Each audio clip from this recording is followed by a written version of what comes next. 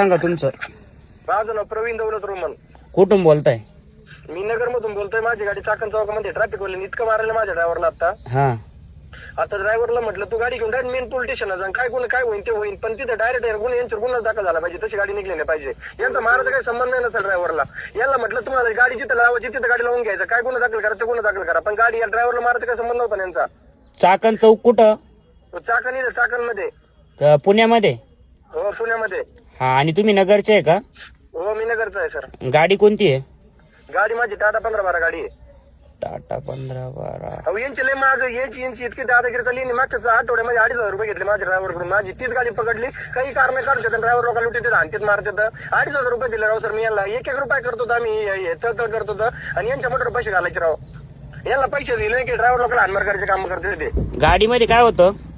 गाडीमध्ये आपली लिफ्ट भरली, लिफ्ट नागपूरचं माल गाडीमध्ये. बरं.